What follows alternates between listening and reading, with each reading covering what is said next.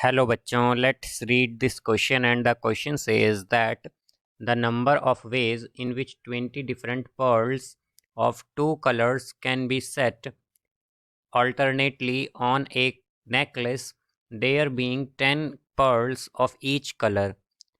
Now let's see the options. Option A 9 factorial into 10 factorial, option B 5 into 9 factorial square, option C 9 factorial square, and option D none of these.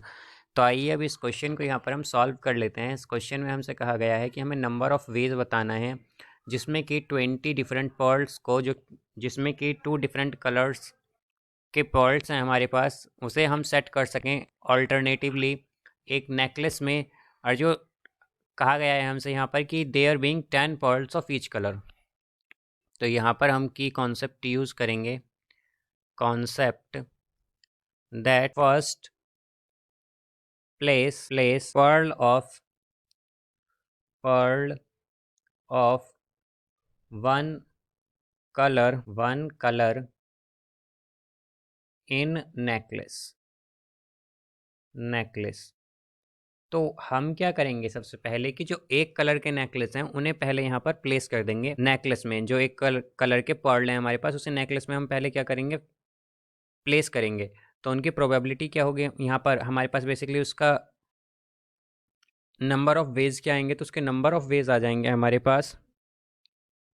तो हम जानते हैं कि एक colour के कितने Perl हैं, 10, तो यानी कि 10 फैक्टोरियल, और उन्हें हमें 10, अगर 10 है तो इसे हम 10 से ही डिवाइड करेंगे यहाँ पर, तो क्या आएगा हमारे पास, 9 फैक्टोरियल आ जाएगा यहाँ से ये। अब अगर हम देखें तो हमारे पास हमने 10 जो है उन्हें तो प्लेस कर दिया है, 10 पर्ल को एक नेकलेस में। अब यहाँ से हम जो रिमेनिंग पर्ल्स हैं उसे बेसिकली जो हमारे पास 20 डिफरेंट पर्ल्स हैं, तो जो बाकी रिमेनिंग पर्ल्स हैं उन्हें हम जो बचे हुए 10 गैप हैं उसमें फिक्स करेंगे। तो कितना, उसके लिए हमारे पास नंबर ऑफ़ वेज कितने होंगे, 10 फैक्टोरियल। तो हमारे पास रिमेनिंग पर्ल्स के लिए कितने वेज होंगे, रिमेनिंग पर्ल्स के लिए जो वेज होंगे वो होंगे हमारे पास 10 फैक्टोरियल वेज। तो यहाँ से अब अगर हम देखें तो ये बेसिकली हमारे पास जो है ये एक सिमेट्रिकल अरेंजमेंट का बेसिकली हमारे पास केस बन गया है। तो इसमें हम क्या करेंगे, अगर हमें टोटल वेज निकालने हैं तो उसके लिए हम टोटल वेज फाइंड करने के लिए हमें क्या करना पड़ेगा, इन्हें मल्टीप्लाई करना पड़ेगा बेसिकली 9 फैक्टोरियल इंटू 10 फैक्टोरियल को, और डिवाइड करना पड़ेगा इन्हें 2 से, तो हमारे पास टोटल वेज आएंगे। तो क्या होगा, अब हम जानते हैं 10 फैक्टोरियल को हम क्या लिख सकते हैं, 9 फैक्टोरियल 10 इंटू 9 फैक्टोरियल, तो क्या हो जाएगा 9 फैक्टोरियल का स्क्वायर, और इंटू में क्या आ जाएगा 10/2, तो 10/2 को हम क्या लिख सकते हैं, 5, तो ये इंटू में 5 आएगा।